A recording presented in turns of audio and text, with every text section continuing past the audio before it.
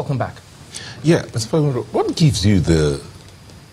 Well, permit me to put it this way. What gives you the right to even discuss the PDP? What gives me the right? Number one, I'm a Nigerian citizen. Number two, citizen applied to serve me as a citizen in government. They performed. Either they performed or misperformed. And I'm a stakeholder in Nigeria, I'm a citizen. So they are my servants, just as any other political party. So which of them are your servants? Because they are not in power, right? No, what I'm saying is that, well, you say any party that holds itself out to be, so at least for 16 years they were. And they themselves have come back to confess to people like us. They've come to confess to citizens. So it's not a question of whether I have the right. As long as one is a citizen of this country, you will question, and that is the issue. You know, governments, you know, politicians don't take citizens seriously until citizens can demonstrate that they can hire them and fire them whenever they want. Then politicians will sit up. That is when it will get into their heads that the party belongs to the people and it's not the people that belong to the party.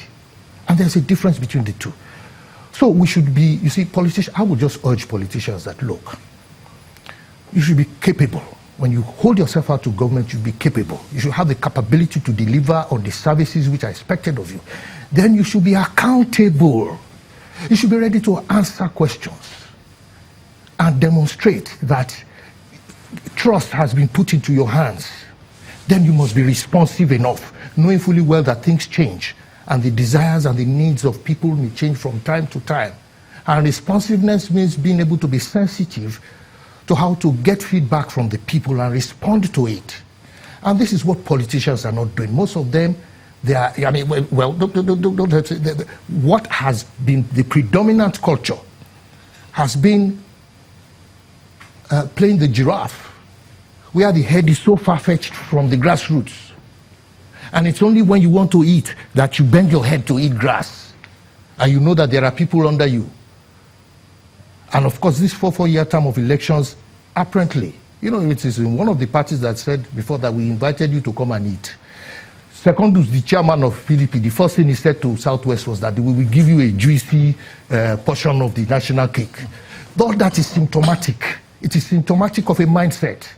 It is symptomatic of the fact that you look at the society as an extractive body. And citizens should wake up in the sense that we not only have the resources as human beings, which we are the primary resource of this country, but we also have the capacity to define how our future will be with a little patience and with a little more scrutiny of those who offer themselves to lead us. In terms of the options out there, if Nigerians say, well, you say the PDP and the APC pretty much the same thing, Yes.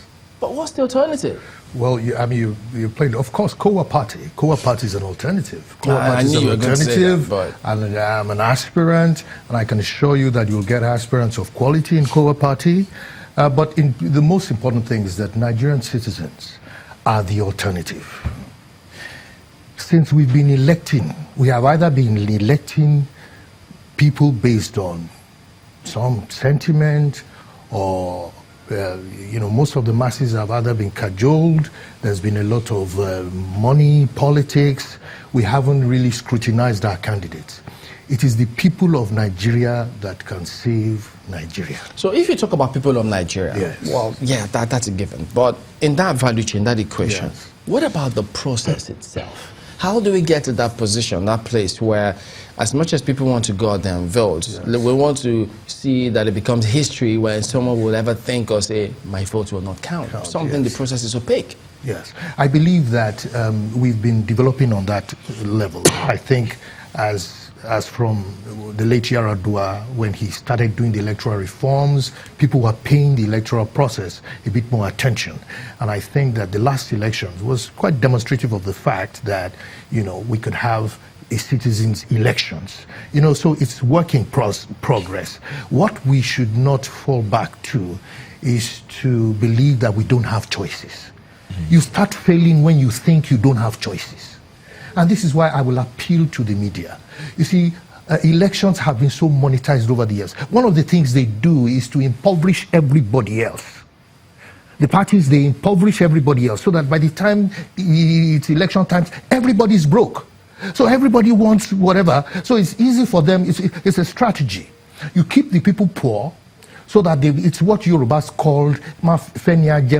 You give him just enough to come back to you tomorrow, but not enough for him to be satisfied and to become a man of his own. So this is precisely what is happening. They create that poverty. So now what social responsibility requires, and this goes for every sector of the society, it's not just for the citizens alone. The fourth estate of the realm, the media, which is a very powerful, the media is going to determine the next elections. The media is going to determine the elections. You will either block out some people. The people anymore. It is the media that is going to megaphone what the people are saying. It is the media that is going to determine what the people hear. It is the media that is going to determine what the people see. It is the media that will determine what the people are going to evaluate. If the media decides to focus on, I mean, look, quite frankly, the media is fine. I wouldn't run an operation that is not commercially viable, and it should be commercially viable. And by all means, anybody who wants, to do any adverts and stuff like that, charge them.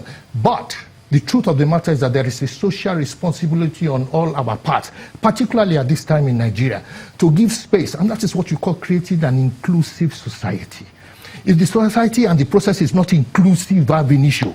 So what they do is by first using financial constraints to exclude certain people, then they exclude other people on the basis of all sorts of contraptions, putting zonings and religious handicaps and this, and telling you now, although you are Nigerian citizens, they'll say you are different from you because you are a Christian, the other person is a Muslim, and the other person is from the north, and the other person is from the south. Poverty does not know tribe. And they say, although blood is thicker than water, when we are thirsty, we look for water to drink and not blood. Well, fine place to go. Mr. Shona Fagbenro-Byron is a member of the core party and aspirant of the presidential aspirant of the core party. Thank you for coming on. Thank you for having me. We'll be back in a moment. Don't go away.